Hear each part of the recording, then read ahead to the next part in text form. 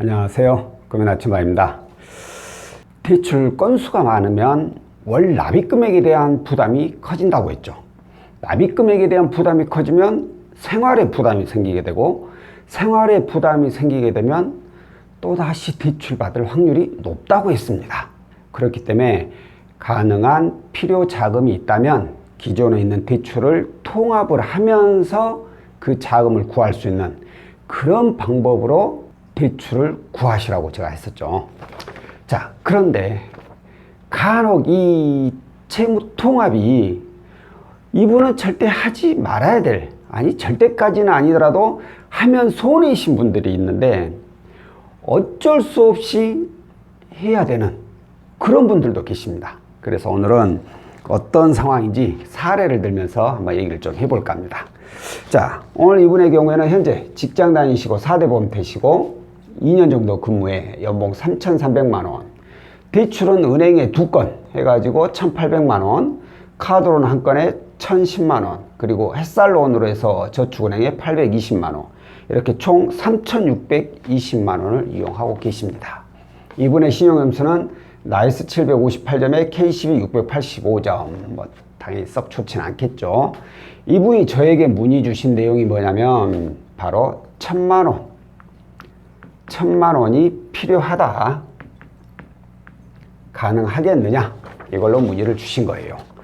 연봉이 3,300만원인데 기존 대출이 3,620, 거기에 은행이 1,800 있고 나머지 이금융권 해봤자 1,800 정도밖에 안 되니까 당연히 1,000만원 정도는 충분히 가능성이 있어 보이죠.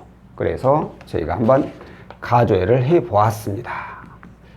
가조회를 했더니 결과가 어떻게 나왔느냐, 이분은 2,100만원까지 가능하고 채무자가 원하면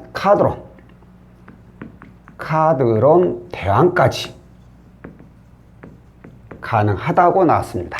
그러니까 카드론 대환하면서 또 추가로 2,100만원까지 가능하다고 나온 거죠. 여기에 적용되는 금리는 15.4%. 뭐 신용점수가 좋지 않기 때문에 금리가 당연히 좀 높게 형성이 될 수밖에 없는 건데, 카드론을 통합하면서 추가 자금까지 본인이 구할 수 있다면 뭐 고민할 것도 없이 당연히 그렇게 해야겠죠.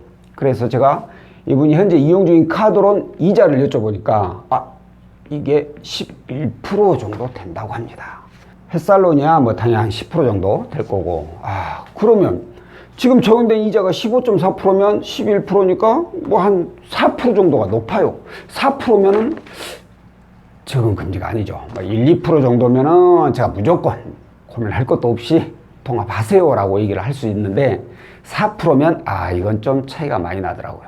그래가지고 채무자한테 얘기를 했죠. 카드론 대안을 하면서 추가로 2,100만원까지도 가능하다고 나왔는데 카드론 이자가 좀 많이 낮으니까 그냥 필요한 자금 1,000만원만 이용을 하시는 건 어떨까요? 라고 얘기를 했더니, 그러면 예를 들어서 본인이 이 카드론하고 저축은행 햇살론하고 2,100만원이니까 이걸 다 이거 하나로 묶어버리면, 이렇게 하면 월 납입 금액이 얼마나 나오나요? 라고 여쭤보시더라고요. 그래서 제가 계산을 해보니까 이게 10년 상환이에요.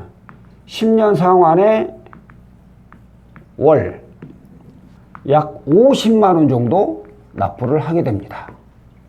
이랬더니 이분이 그럼 저 그냥 이거 카드론 대안하면서 2,000만원 받아가지고 이거 햇살론도 나 상환해버리고 싶은데 그렇게 하면 어떨까요?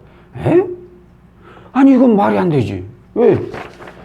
카드론 11%, 햇살론 10%, 그러면은 그 평균 한 5% 정도가 이자 차이가 나는데 5%면 상당히 큰 금액인데 이건 제가 봤을 때 이자적인 측면에서 손해가 너무 심한데요. 그랬더니만 이분이 하시는 얘기가 지금 이 두 가지로 해서 현재 납입하는 월 납입 금액이 얼마냐면 이것만 해서 90만원이라고 합니다. 90만원. 납입 금액이 상당히 높긴 하네요. 제가 봤을 때 카드론 상환기간이 굉장히 짧은가 봐요. 근데 납입 금액 90만원인데 예를 들어서 이 1,000만원만 이용하게 되면 어떻게 되느냐, 이 1,000만원에 대한 월 납입 금액이 21만원 정도 돼요. 그럼 어떻게 되죠? 이것만 해가지고 이제 111만 원이 돼버리는 거예요. 연봉이 3,300. 그럼 이분이 월 급여가 얼마나 될까요? 제 생각에는 250만 원도 채 안 될 것 같은데, 세금 떼고 나면은 통장에 찍히는 게. 그런데 111만 원이 빚 갚는 데 나가버린다면 나머지 100 얼마 가지고 이제 생활을 해야 되는데 부담스러울 수밖에 없죠. 그러니까 이분이 생각하신 게 이거죠. 비록 이자가 높아지더라도 납입 금액을 확 줄이자 이거죠. 생활의 부담을 없애고 싶다 이 뜻인데, 이걸 제가 추천을 드리기도 그렇고 안 드리기도 그렇고, 일단은 이 부분, 이 납입 금액에 대한 부분하고 이자적인 손해, 이자 손해에 대한 부분을 제가 정확히 설명을 다 드렸는데, 결론은 이분은 카드론 태어나면서 2천만 원을 다 이용을 하신 거예요. 현재 납입 금액이 너무 부담스럽다 이거죠. 어찌 보면 필요한 자금도 이 납입 금액에 대한 부담 때문에 생활비가 많이 부족해서 구하지 않으셨을까 싶은 생각이 들더라고요.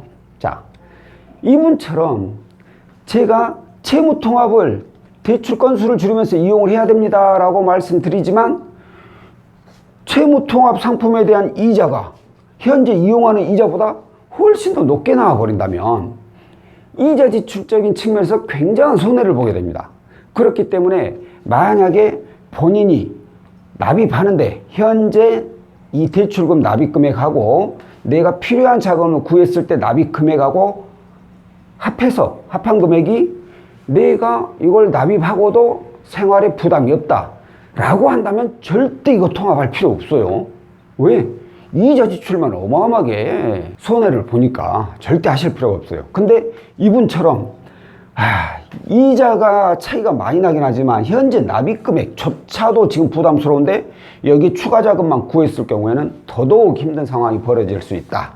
이 경우에는 통합을 하는 것도 나쁘지는 않아 보입니다. 자, 그런데 간혹 이런 상황이 또 벌어질 수도 있습니다.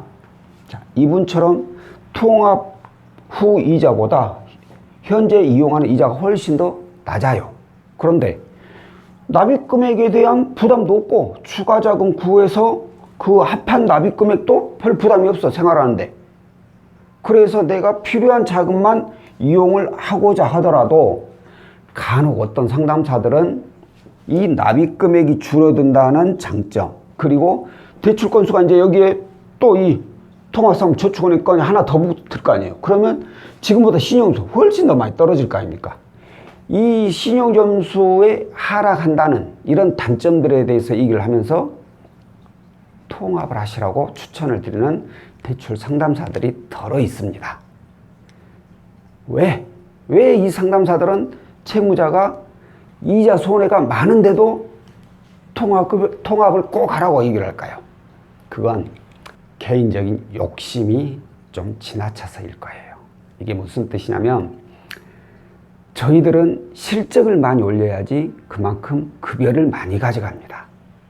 만약 이분이 필요자금 1,000만 원에서 필요자금만 딸랑 썼다고 쳐요. 그럼 저희는 실적이 1,000만 원 올라가요. 근데 이분이 이 통합상품을 이용하게 되잖아요. 그럼 2,000만 원하고 카드론 대한 1,000만 원하고 3,000만 원이라는 실적이 올라가게 됩니다. 그럼 급여는 훨씬 더 많아지겠죠.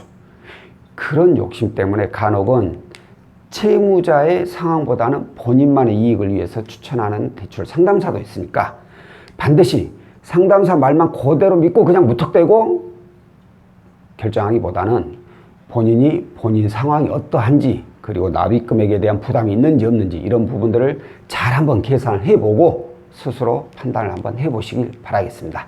자, 오늘 영상은 여기까지고요. 다음번에 또 다른 내용으로 찾아뵙도록 하겠습니다. 고맙습니다.